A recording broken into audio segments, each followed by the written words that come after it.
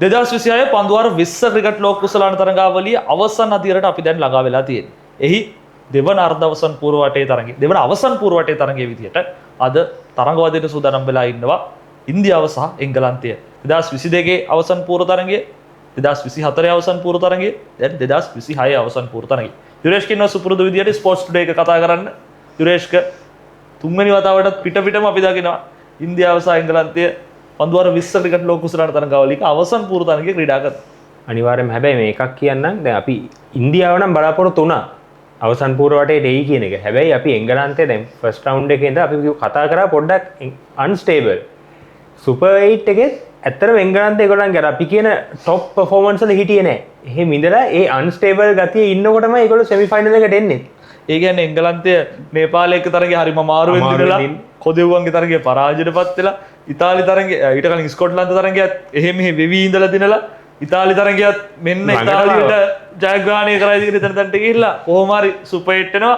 Super 8 එක ශ්‍රී ලංකා තරඟෙත් මුලින් කඩළු බිඳ වැටලා අසරණ වෙලා 146ක් එක සීමාවෙත් වෙලේ මං හිතන්නේ කවුරුත් හිතුවයි කියන එංගලන්තේ ජයග්‍රහණය කරේ කියලා. ඒකෙත් ශ්‍රී ලංකාව 90 ගානට මේ ඕල් අවුට් කරලා දින්නවා. ඊට පස්සේ ඊළඟ තරගේ පාකිස්තානයත් එක්ක හැරි බෲක් අවසන් පන්දුවාරය වෙනකම් ඊට හැරි බෲක් ගාලත් අන්තිමට ජොෆ්රාජ් හතරක් ගානකම් තරගය ඉදිරිය යනවා.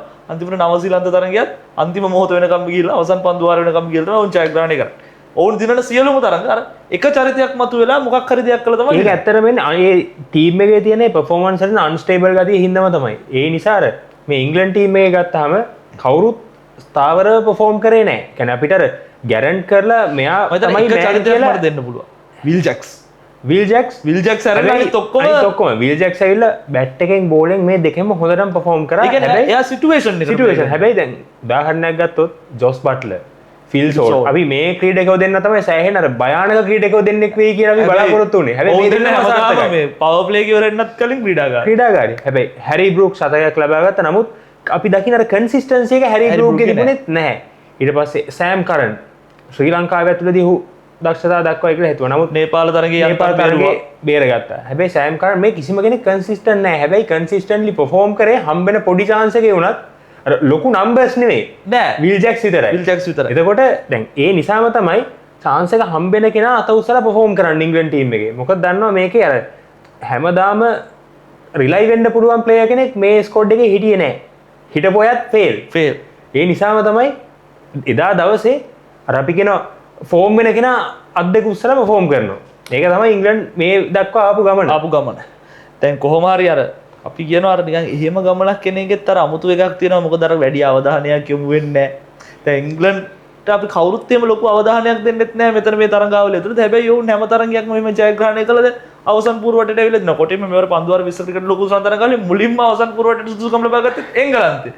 කියන්නේ ඔවුන්ට අද තරඟයේදී හැබැයි මං හිතන්නේ ඒ විදිහට කරලා බේරෙන්න පුළුවන් කණ්ඩායමක් කියලා අද නම් හම්බෙන්නේ. අනිවාර්යයෙන්. හැබැයි බේරෙන්න හම්බෙන්නේ නැහැ. මොකද ඉන්දියා කණ්ඩායමක් දැන් බටහිර ඉන්දියා කොදෙව් තරඟයේ ජයග්‍රහණය කරපු විදිහත් එක්ක ඉන්දියාව සෑහෙන මානසික මට්ටම ගත්ත සෑහෙන උඩින් ඉන්නවා. අනිත් එක මේ තරඟේ ක්‍රීඩා කරන්නේ වංකඩේ ක්‍රීඩාංගණය කියන්නේ අපි දන්නවා මේක තනිකර අර බැටිං පැරඩයිස් එකක් කියලා කියන්නේ. ඉතාමත්ම පොඩි බවුන්ඩරිස් ළඟයි. බවුන්ඩරිස් ළඟයි. සහ මේ රෑ වෙනකොට මේ පින්නව එකත් එක්ක පින්නත් එක්ක අනිවාර්යයෙන්ම පන්දු යවන්න ටිකක් අමාරු වෙනවා. අපි ඒක හොඳටම දැක්ක වෙස්ට් ඉන්ඩීස් මැච් එකෙත් අවසාන පන්දු වාර කිහිපේ මේ වෙස්ට් ඉන්ඩීස් බෝලර්ස් අතර මම දැක්ක මේ කන්ට්‍රෝල් එකක් තිබුණේම නැහැ. ඒ කොල්කටාවල. නමුත් මං හිතන්නේ මුම්බායි වලට එනකොටත් ඒක වෙනසක් තියෙයි කියලා. මොකද වෙන්කඩේ ක්‍රීඩාංගණය අර අපි ඉතිහාසින් දැන් දකින්නවා අර දෙවනියට පන්දුවට පහර දුන්න කණ්ඩායමට සෑහෙන ලොකු වාසියක් තියෙනවා. 2016 ගත්තොත් දැන් මේක ඉන්දියාවේ සම්පූර්ණව තිබ්බ T20 ලෝක කුසලානෙත් 2016 ඉන්දියාව දෙවන අවසන් පූර්ව තරගයේ පරාජයටපත් වෙන්නේ මේ වංකඩේ ක්‍රීඩාංගණයම තමයි. දැන් අවුරුදු 10කට පස්සේ ඉන්දියාව නැවත වතාවක් දෙවන අවසන් පූර්ව තරගයට ක්‍රීඩා කරනවා. අර කොදෙව් කණ්ඩායමත් 2016 අර අපි හිතුවේ නෑ නෙම ප්‍රෙඩික්ට් කරේ නෑ. මං හිතන්නේ ඔවුන් පළවෙනි වටේදී ඇෆ්ගනිස්තානට පරාජය වුණා 2016 ලෝක කුසලාන තරගය. ඇෆ්ගනිස්තානට පරාජය වුණා. නමුත් ඒක ඇත්තම ඩෙඩ් රබර් මැච් එකක්. ඒ වෙද්දී වෙස්ට් ඉන්ඩීස් ටීම් එක ක්වොලිෆයි වෙලා තිබ්බේ. හැබැයි අර ඔවුන් අර එහෙම අවසන් පූර්ව තරගයක ඉන්දියාවට පාර දෙයි වගේ තැන කවුරුත් විශ්වාස කරන්නේ නැහැ. දැන් ඉන්දියා කණ්ඩායම දැන් මීට අවුරුදු 10කට කලින් අපි කතා කරොත් MS ධෝනි, විරාට් කෝලි, රෝහිත් ශර්මා, රහානේ, ඊට පස්සේ ජස්ප්‍රීත් බුම්රා, හාර්දික් පාණ්ඩ්‍යා තරුණ කාලේ, හාර්දික් පාණ්ඩ්‍යා, සුරේෂ් රයිනා හොඳම කාලේ, ජස්ප්‍රීත් බුම්රා හොඳට බෝල් කරා, රවි අශ්වින්, ජඩේජා, ආශීෂ් නේරා හිටියා.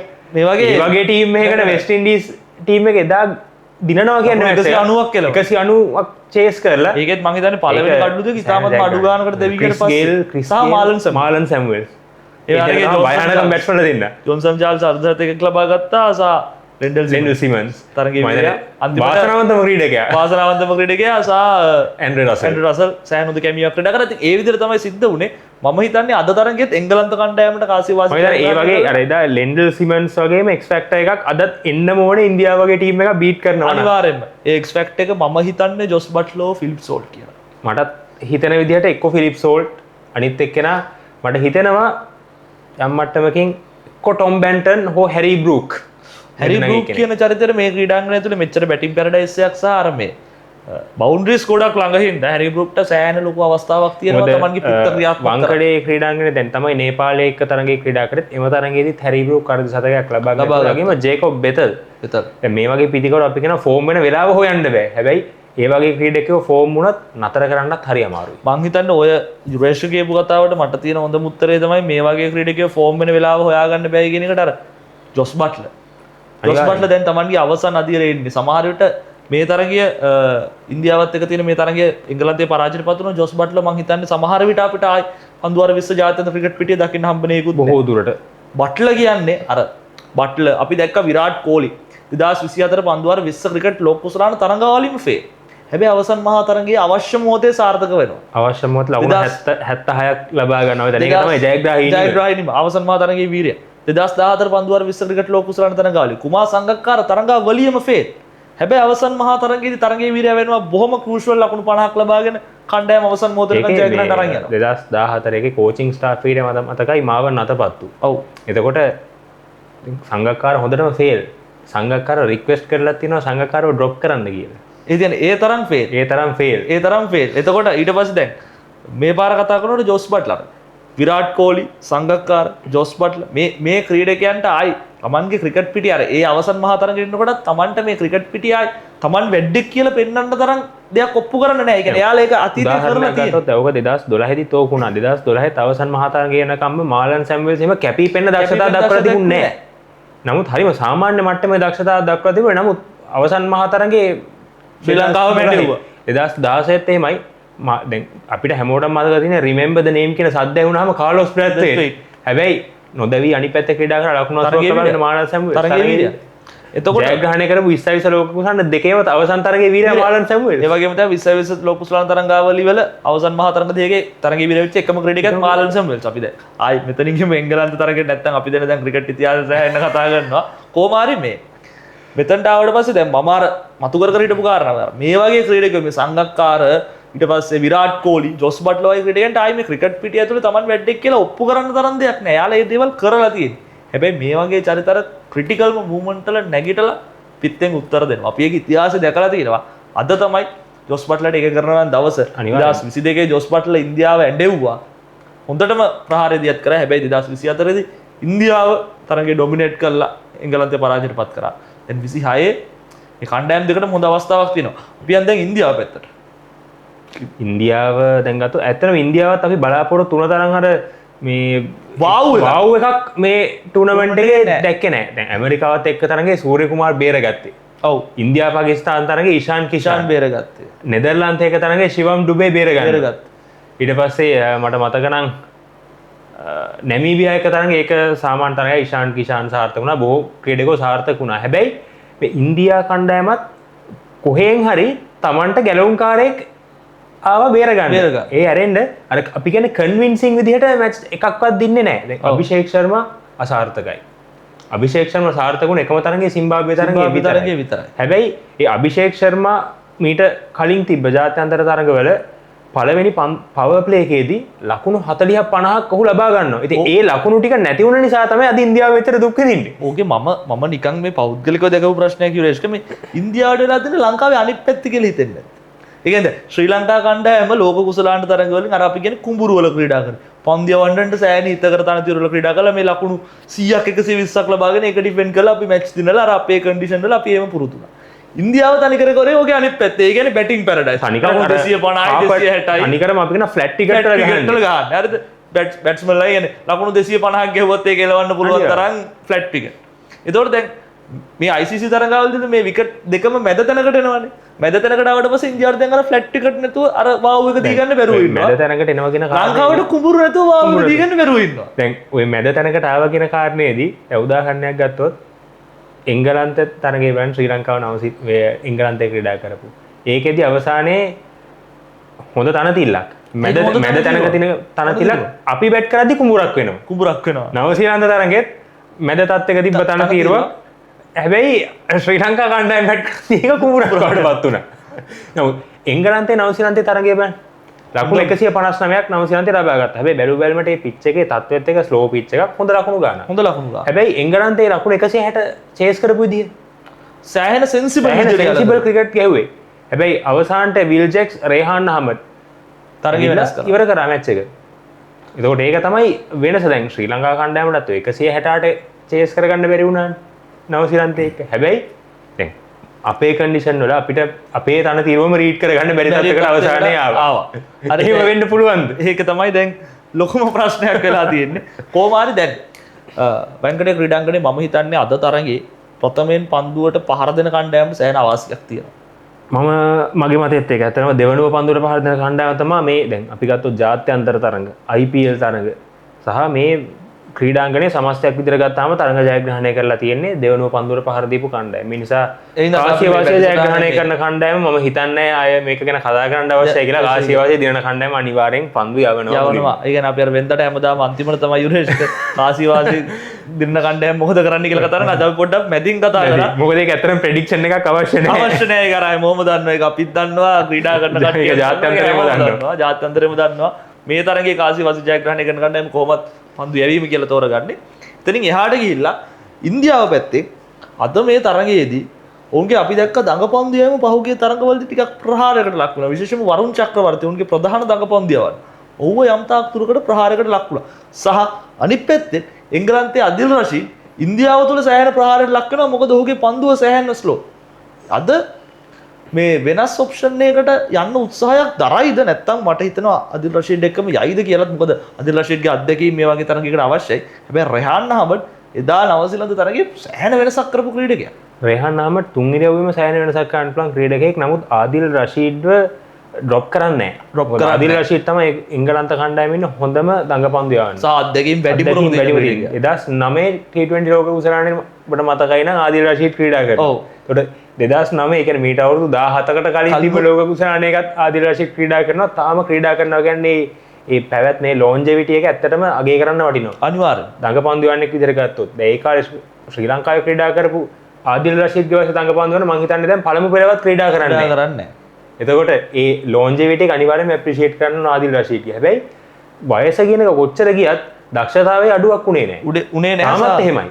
ඔහුගේ අර මූලික වටේ තරඟවලදී ඉන්දියාව ඇතුළතදී දඟපන්දු යෑම ගැන සම්පූර්ණ පොඩි ප්‍රශ්නයක් තිබ්බා. ඔහුගේ පන්දු අර වේගය ඉන්දියානු තනතිරු වලට ගැලපෙනවද කියන ප්‍රශ්නේ. වේගය සහ ඉන්දියාවේ තනතිරු මේ ලංකාවේ තනතිරු තරම් දඟ කැවෙන්නෙත් නැහැ.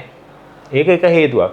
එතකොට පොඩ්ඩක් බැටිං ෆ්‍රෙන්ඩ්ලි තත්ත්වයක් තමයි ඉන්දියාවේ තිබ්බේ. ඒකත් එක්ක ඉතින් ආදිල් රෂීඩ් ඕන තරම් අත්දැකීම් තියෙනවා මේ තත්ත්වයන්ට හැඩ ගැහෙන්න. ඉතින් අනිවාර්යෙන්ම ආදිල් රෂීඩ් ඒ තත්ත්වයන් වලට හැඩ ගැහිලා අද දවසේ හොඳ දක්ෂතාව අතර ඉන්දී කියලා අපිට බලාපොරොත්තු වෙන්න පුළුවන්. ඊළඟට ජස්ප්‍රීත් බුම්රා වෙනසක් කරන්න පුළුවන් ක්‍රීඩකයා. අනිත් පැත්තෙන් බුම්රාත් එක්ක ඉන්නේ ජොෆ්රා ආචර්. මේ ක්‍රීඩකයෝ දෙන්නගේ ෆැක්ට් එක අද මොන විදියට බලපායිද තරගෙට. මම හිතන්නේ ජොෆ්රා ආචර්ට වැඩිය ඉතිහාසය ඉඳන්ම ගත්තාම පිටිකරුවන්ට ලොකුම තර්ජනය තියෙන ජස්ප්‍රීත් බුම්රා. අනිත් කාරණාව ආචර් මේ ඉන්න ෆෝම් එකත් එක්ක වැංකඩේ ක්‍රීඩාංගණය විශේෂයෙන්ම ආචර් දැඩි ප්‍රහාරයකට ලක් වුණා. අපිට මතකයි නේපාල් තරගයේ වැංකඩේ ක්‍රීඩාංගණයේ සෑහෙන ලොකු ප්‍රහාරයකට ලක් වුණා. ඒතකොට මේ ආචර් දැන් ඉන්න තත්ත්වයට එක්ක ඔහුට හැකියාවක් ලැබෙයිද මේ ප්‍රහාරය කළමනාකරණය කරගන්න? කළමනාකරණය කරගන්න එක කෙසේ වෙතත් එංගලන්තයට වෙන විකල්පත් නැහැ. විකල්පත් නැහැ. ඒකට ලොකු ප්‍රශ්නයක්. ලොකු ප්‍රශ්නයක්. ඒතකොට ආචර් තමයි ඉන්නේ එකම විකල්පය. ඔය කණ්ඩායම තමයි යාලට ඉන්නේ එකම කණ්ඩායම. හැබැයි ඒක නිසාම තමයි මේ කණ්ඩායම කොහෙන් හරි ජයග්‍රහණය ගන්න විදියකුත් හොයාගන්නේ. අන්න එතනයි තියෙන ගැටලුව. දැන් එංගලන්ත කණ්ඩායමේ මේ 11 දෙනා ඉන්නවා. මේ 11 දෙනාටම විතරයි හැකියාව තියෙන්නේ මෙතන මේ කණ්ඩායම ස්ථාන ක්‍රීඩා කරන්න. හැබැයි ඔවුන් කවුරු හරි එක්කෙනෙක් දවසට මතුවෙනවා. අනිවාර්යෙන් මේක තමයි මේ වගේ කණ්ඩායම තියෙන විශේෂත්වය. හැබැයි මේ අපි ඉන්දියාව පැත්තෙන් බැලුවොත් ඉන්දියාවෙත් ඔය කතාවම තමයි. ඉන්දියාවත් ඔය තත්ත්වෙම තමයි තියෙන්නේ. ඒක බැලු බැලමට එක හා සමාන කණ්ඩායම් දෙකක්. කියන්නේ දැන් අපිට අර ඉන්දියාව ඉන්දියාව මේ කණ්ඩායම් දෙකම අර අපි කියනවා මේ ඒගොල්ලන්ගේ උපරිම දක්ෂතාව අතරට ඇවිල්ලා හරිම අර කන්වින්සිං කියන මට්ටමේ ජයග්‍රහණයක් ලැබුවේ නැහැ මේ ලෝක කුසලාන. මේ ලෝක කුසලාන තරග. ඉන්දියාව ගත්තොත් සිම්බාබ්වේ නැමීබියා තරඟ දෙක විතරයි ලේසියෙන්. හැබැයි ඉන්දියා සිම්බාබ්වේ තරඟයේදීත් ඉන්දියාව සාර්ථකයිම කියලා කියන්න බෑ. මොකද සිම්බාබ්වේ කණ්ඩායම ලකුණු 184ක් ලබා ගත්තා. බ්‍රයන් බෙනට් 97ක් ලබා ගන්නවා. එතකොට සිම්බාබ්වේ අතර මේ තරඟයේදී ලකුණු 256 හම්බාගෙන යන්න ගියේ නැහැ. Tamanට පුළුවන් උපරිම ලකුණු සංඛ්‍යාව ලබා ගන්නයි සිම්බාබ්වේ උත්සාහ කරේ. ඔවුන් ඒක කරා. ඒක කරා. සිම්බාබ්වේ පැත්තෙන් ඒගොල්ලෝ ජයග්‍රහණය කරා. නමුත් ඉන්දියාව පැත්තෙන් සිම්බාබ්වේ වගේ කණ්ඩායමක් 184ක් ලබා ගන්නවා කියන්නේ ඒගොල්ලන්ගේ පන්දු ඇවීම ගැන සෑහෙන ප්‍රශ්නාර්ථයක් තියෙනවා. අන්න ඒකයි මම කිව්වා අර වරුණ චක්‍රවර්ති දැඩි ප්‍රහාරයකට ලක් වෙනවා මේ දවස්වල. ඒ හින්දා අනිවාර්යෙන්ම උන්ට ප්‍රශ්නයක් තියෙනවා පන්දු ඇවීම පැත්තේ. ඊළඟට අපි මේ ලෝක කුසලාන තරගේ යුරේෂ් කියපු අතරම සෑහෙන එකයි මේ කණ්ඩායම් දෙකම අර තමන්ගේ උපරිමය කරනවා අපි දැක්කේ නෑ අර ක්‍රීඩකයන්ගේ නම් එක අර එදා වේල ටුවර් එකක්. ඇත්තටම එදා වේල ටුවර් එකක් දවසේ පර්ෆෝම් කරන කෙනා මත යපෙච්ච කණ්ඩායම් දෙකක්. ඒක කරගන්න බැරි වෙනවා වෙස්ට් ඉන්දීස් තරගයේදී එංගලන්තේ තරගයේ පරාජය. ඊට පස්සේ ඉන්දියාව පිටක දකුණු අප්‍රිකානු තරගයේදී ඒක කරගන්න බැරි වෙලා ඉන්දියාව සියලුම දෙනා අසාර්ථක වෙනවා. ඒ කියන්නේ ඔවුන්ට අර කවුරුත් කරන්න චරිතයක් නැති වෙද්දී දවසට මේ කණ්ඩායම් දෙකම අසාර්ථකයි. මං හිතන්නේ මේ කණ්ඩායම් දෙකම අද අර ලෝක කුසලාන තරගයේ මාර අර මේ එදා වේල ටුවර්ස් කණ්ඩායම් දෙක හම්බෙනවා වගේ වයිබ් එකක්. හරිම ඒ නිසාම තමයි මේ තරගයේ මෙච්චර මේ තීරණාත්මක නිසා මේ තරගයේ මෙච්චරටම අර අපි කියන්නේ අර ලස්සන වෙන්නෙත් ඒකයි. හරිම අවිනිශ්චිත කණ්ඩායම් දෙකක් ලෝකෙ තියෙන අවිනිශ්චිතම ක්‍රීඩාව ඇතුළතදී හම්බෙන හින්දා අද අවිනිශ්චිත දේවල් ගොඩක් වෙන්න පුළුවන් කියලා අපි විශ්වාස කරනවා. දැන් කාල වේලාවත් හරි යුරේෂ්ක. හැබැයි මම කැමතියි අද ප්‍රෙඩික්ෂන් එකක් දැනගන්න වාගේ කවුරු ජයග්‍රහණය කරයිද මේ තරගේ ටොස් එක නෙවෙයි අද අපේ ප්‍රෙඩික්ෂන් එක. අද මම හිතනවා අවසන් මහා තරගයේ ඉඩ වෙන් කරගන්න කණ්ඩායම කවුරු වේද? මෙහෙමයි මම හිතනවා කාසිය වාසිය ජයග්‍රහණය කරන කණ්ඩායමට මේ තරගයේ 50% විතර මම හිතනවා වාසියක් තියෙනවා. ජයග්‍රහණයේ පැත්තට බරයි. කාසිය වාසිය ජයග්‍රහණය කරන පැත්තට. හැබැයි මගේ අර ගට් ෆීලිං එකට මම ටීම් එකක් කිව්වොත් තමන්ගේ රටේ ක්‍රීඩා කරන්නේ ඒ වාසියත් එක්ක මම හිතනවා ඉන්දියාව ජයග්‍රහණය කරයි කියලා. මටත් මගේ ගට් ෆීලිං එක තියෙන්නේ ඉන්දියාව ජයග්‍රහණය කරයි කියලා. හැබැයි අනිත් පැත්තෙන් මට හැඟීමක් තියෙනවා. එංගලන්ත ක්‍රීඩකෙක්ට කාට හරි අර මේක තමයි මගේ දවස කියලා කරගන්න පුළුවන් නම් මං හිතන්නේ එතනට ඉන්න ක්‍රීඩකයන් දෙන්නෙක් ඉන්නවා. මගේ එක්කෙනේ ජෝස් බට්ලර් අනිත් එකේ නම් ෆිලිප් සෝල්. මං හිතන්නේ ඔවුන් දෙන්නා එක්කෙනෙක්ට අද තරගයේ තමන්ගේ දවස කරගන්න පුළුවන් නම් කොහොමද ජයග්‍රහණය කරන්න පුළුවන්. අනිත් එක මම විශ්වාස කරන්නේ යුරේෂ්ක මේ තරගයේ වෙනස් කරන්නේ පන්දියාවන්න නෙවෙයි පිතිකරුවෙක්. අනිවාර්යයෙන්ම පිතිකරුවෙක් තමයි මේ තන තීරුව සහ මේ ක්‍රීඩා කරන දක්ෂතා අතරටන පිතිකරු. දැන් උදාහරණයක් ගත්තොත් වෙස්ට් ඉන්දීස් තරගයේත් අපි දැක්කා සංජු සැම්සන්. ඊට කලින් සෑහෙන අසාර්ථක වෙලා ඉඳලා මට මතකයි දැන් සංජු සැම්සන් ගැන මම පොඩි දෙයක් මතක් කරන්න. ඇත්තටම ශ්‍රී ලංකාවේ ක්‍රීඩකයින් ඉතාම වැදගත්. සංජු සැම්සන් කියන්නේ සෑහෙන අසාර්ථක වෙච්ච ක්‍රීඩකයෙක්. අසාර්ථකත්වය නිසාම ගොඩක් එළියෙන් දෝෂාරෝපණ ආවා, එළියෙන් විවේචන ආවා. ඊට පස්සේ කණ්ඩායම ඇතුළෙනුත් ඔහුට විවේචන තිබුණා. කණ්ඩායමේ නායකයා සූර්ය කුමාර යදා ඔහුම මාධ්‍ය සාකච්ඡාවක ප්‍රසිද්ධියම ඔහු අසාර්ථකයි කියලා ඔහුට ඉඩක් නැහැ කියන එක ප්‍රසිද්ධියම කියනවා. ඒක මේ දවස්වල අපි දැක්ක ඉන්ටර්නෙට් එකේ. මම දැක්ක අර නවසීලන්ත තරඟාවලියේදී ඔහුගේ අර ග්ලව්ස් දෙක ගලවලා ඉෂාන් කිෂාන්ට දෙන්න කියන ඔහු අර මේ ග්ලව්ස් දෙක ඉෂාන් කිෂාන්ට දෙන්න නේ. ඉෂාන් කිෂාන් සහ ඔවුන් දෙදෙනා අර එන්න හදනකොට සංජු සැම්සන් තමයි කළු රකින්න විදිහට ඉන්න. ඔහු කළු රකින්න විදිහට එන්න ග්ලව්ස් දාගෙන ඉන්නකොට ආයි ඉෂාන් කිෂාන් කීප් කරනවා ආයි යන්න කියලා කිව්වට පස්සේ සංජු සැම්සන් සෑහෙන මූණ අවුල් කරගෙන ග්ලව්ස් ගලවලා. අනිත් එක තමයි සංජු සැම්සන් විශේෂයෙන්ම මේ තරගයට පස්සේ ප්‍රකාශයක් කරනවා. ඒ තමයි සංජු සැම්සන්ට ඒ ආපු විවේචනත් එක්ක සංජු සැම්සන් සම්පූර්ණයෙන්ම සමාජ මාධ්‍ය භාවිතයෙන් වැළකීලා හිටියා කියලා. සමාජ මාධ්‍ය බැලුවේවත් නැහැ කියලා. එයා තමන්ව විශ්වාස කරා, තමන්ගේ දක්ෂතාවය විශ්වාස කරා. ඔය තැන වෙස්ට් ඉන්ඩීස් මැච් එකේ ප්‍රතිඵලය අපි ආවා. ඉතින් ඇත්තටම මේ පහුගිය කාලේ තමන්ගේ අසාර්ථකත්වයට තමන්ට දක්ෂතා අතරට එන්න බැරි වෙච්ච එකට කණ්ඩායමේ අසාර්ථකත්වයට රටේ ප්‍රේක්ෂකයින්ට දෙස් දෙවල් තියපු කට්ටියට මම හිතන්නේ හොඳ පණිවිඩයක් අනිවාර්යයෙන් අනහරහ මොලේට යන පණිවිඩයක් සංජු සැම්සන් දීලා තියෙනවා. සංජු සැම්සන්ටත් ඇති තරම් දෙස් දෙවල් තිබ්බා අපි දැක්කා. ඌව සෑහෙන ට්‍රෝල් වුණා. ඉන්දියා ප්‍රේක්ෂකයන් මොහුට සෑහෙන බැන්දා. මොකද ඉන්දියාවේ ක්‍රීඩකයෝ දන්නවා මේ ප්‍රේක්ෂකයා කියන කෙනා ක්‍රීඩාවට වඩා ලොකුයි කියන එක. ප්‍රේක්ෂකයෙක් නැත්තම් ක්‍රීඩාව පවතින්නේ නැහැ. ප්‍රේක්ෂකයෝ නිසයි මේ ක්‍රීඩාව පවතින්නේ. අනිත් කාරණාව තමන්ගේ අසාර්ථකත්වයට ප්‍රේක්ෂකයන්ට බැලලා වැඩක් නැහැ. ඉන්දියාව ඇතුළේ සංජු සැම්සන්ට වඩා සංජු සැම්සන් එළියෙන් තියලා රීප්ලේස් කරන්න තව 100ක් බලාගෙන ඉන්නවා එතනට. ඉන්දියාවේ මම කියනවා මේ ජාතික කණ්ඩායමයි ලෝක කුසලාන තරඟවලට ඉන්දියාවේ ඒ කණ්ඩායමක් ක්‍රීඩා කරන්න දාන්න ඉන්දියා කණ්ඩායම ඉන්දියා ඒ කණ්ඩායමේ අවසන් මහා තරඟයට ඉන්න පුළුවන්. ඒ තරම් හොඳ කණ්ඩායමක්. ඒ තරම් දක්ෂයෝ ඉන්නවා. ඒ තරම් දක්ෂයෝ ඉන්නවා. ඒතකොට ඒ වගේ සිටුේෂන් එක සෝෂල් මීඩියා වලින් අයින් වෙලා තමන්ගේ මේ හැමදේම කළමනාකරණය කරගෙන සංජු සැම්සන් හින්දා තමයි ඉන්දියාව මේ අවසන් පුර තරඟේ ක්‍රීඩා කරන්නේ. නැත්තම් අද කොදෙව්වන් සහ මේ එංගලන්තේ තමයි නැවත අවසන් පුර තරඟේ ක්‍රීඩා කරන්නේ. කොහොම හරි ඒ විදිහට තමයි අද ඉන්දියා එංගලන්ත දෙවන අවසන් පුර තරඟයේ ආරම්භ වෙන්න සූදානම් වෙලා තියෙන්නේ. අපි බලමු මේ කණ්ඩායම් දෙකෙන් කාඩ දවසන් මහතරගයට සුදුසුකම් ලබා ගන්න හැකියාව ලැබෙන්නේ කියලා. ස්පෝර්ට්ස් ටුඩේ එක අපි සූදානම් වෙලා ඉන්නවා. අවසන් මහතරගයට කලිනුත් යුරේෂ්කත් එක්ක මේ විදිහටම කතා කරලා මෙවර පන්දුවාර 20 ක්‍රිකට් ලෝක කුසලානේ ශූරතාවය කාටද කියලා කතා කරා.